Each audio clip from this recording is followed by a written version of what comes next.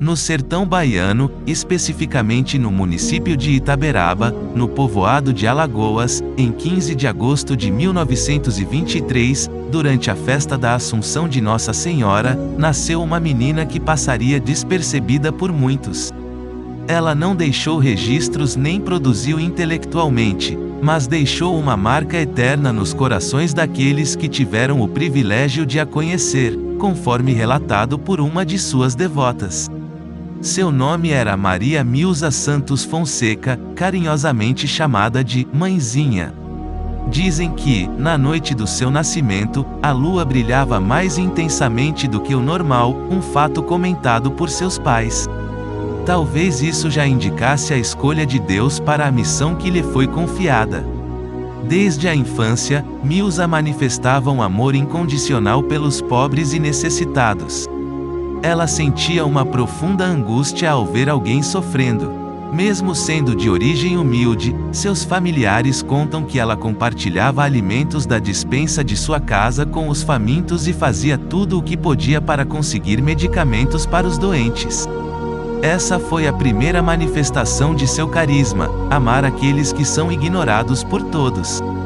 No entanto, por volta dos 32 anos, começaram a ocorrer fenômenos místicos.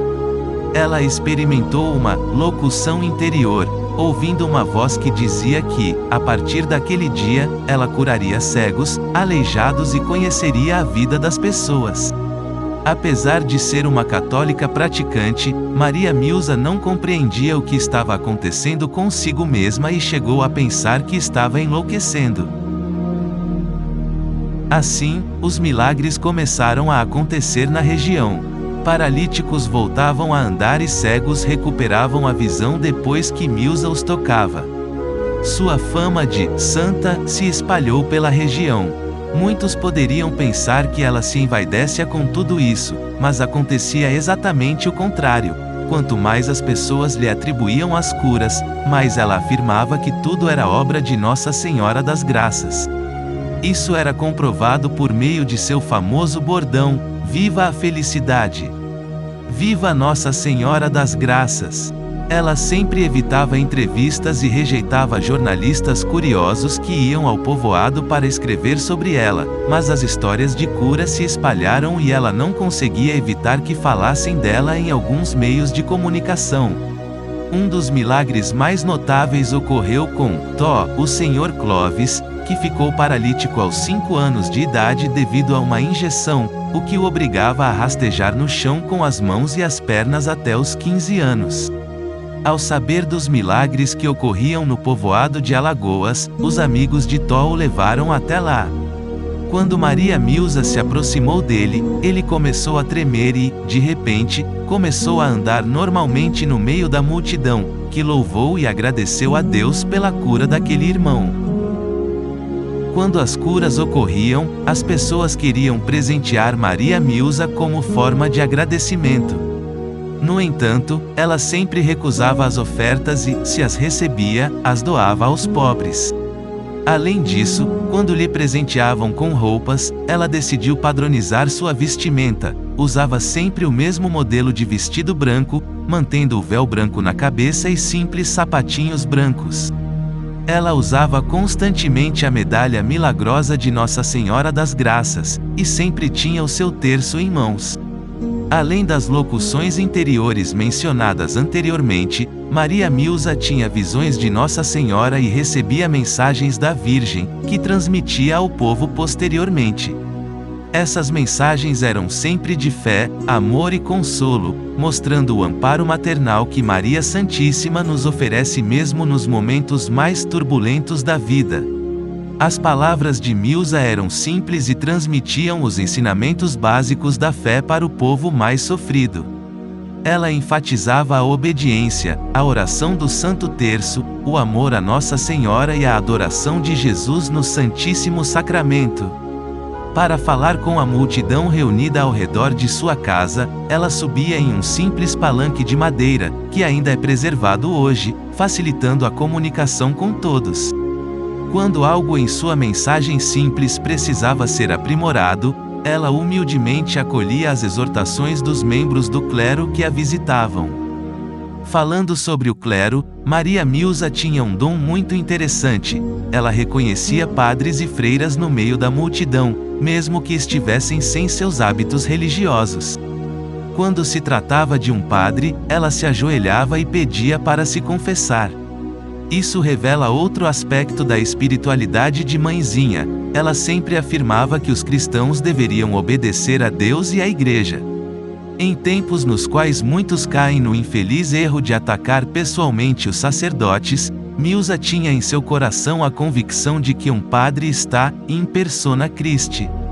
Ela tinha consciência de que, por mais vil e pecador que fosse um sacerdote, suas mãos estavam ungidas para trazer Jesus até nós, assim como a Virgem Maria. Isso não se trata da questão da santificação do clero, pois é necessário ter sacerdotes santos, mas, pelo menos, devemos reconhecer sua dignidade, o que era ensinado por Milza.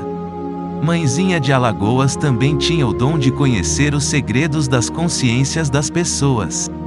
Há inúmeros relatos nos quais ela manifestava esse carisma. Por exemplo, certa vez um ministro extraordinário da Eucaristia não se confessava há algum tempo. Ele não havia contado a ninguém sobre isso, mas Milza, com seu carisma, percebeu essa situação preocupante e o exortou a se confessar. O ministro respondeu com vaidade: "Eu sou ministro da Eucaristia." No entanto, Mãezinha, com humildade, o desarmou. "Justamente por isso você deve se confessar", respondeu ela. Outra demonstração desse carisma ocorreu quando um famoso professor universitário afirmou que iria ao povoado de Alagoas para desmascará-la.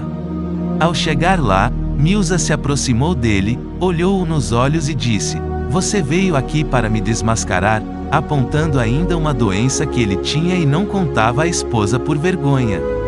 Ele saiu de lá acreditando que os dons daquela mulher vinham de Deus e também foi curado da enfermidade. Durante sua vida, ela teve um encontro com a hoje Santa Dulce dos Pobres, a primeira santa brasileira, durante uma viagem a Salvador. Dizem que Dulce já estava doente e preocupada com quem administrariam suas obras sociais. Maria Milza disse a ela para não se preocupar, pois alguém próximo daria continuidade na administração das obras.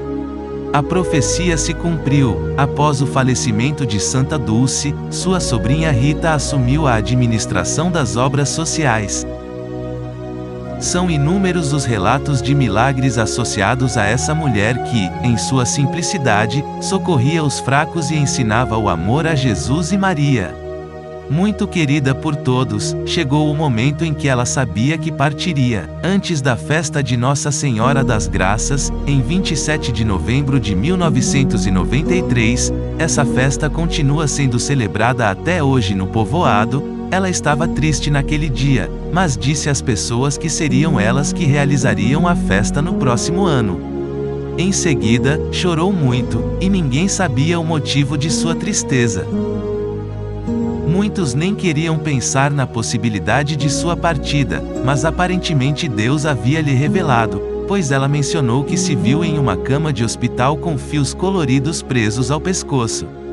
Ela inclusive disse que Nossa Senhora pedia que todos rezassem pelos infiéis, por aqueles que seguem falsas doutrinas, protestantismo, umbanda, etc. Dias depois, ela sofreu um AVC, acidente vascular cerebral, e foi internada em coma. Uma enfermeira relata que, mesmo nesse estado, ela se sentou na cama com as mãos postas, como se estivesse rezando, e depois se deitou novamente. Maria Milza partiu para aquele a quem amou e serviu no dia 17 de dezembro de 1993. Seu velório foi acompanhado por familiares e pelos simples moradores que ela tanto amava. Seu corpo foi enterrado dentro da igreja do povoado de Alagoas, em Itaberaba, e o local continua sendo um local de peregrinação para aqueles que acreditam na intercessão dessa mulher bondosa que viveu para amar e servir.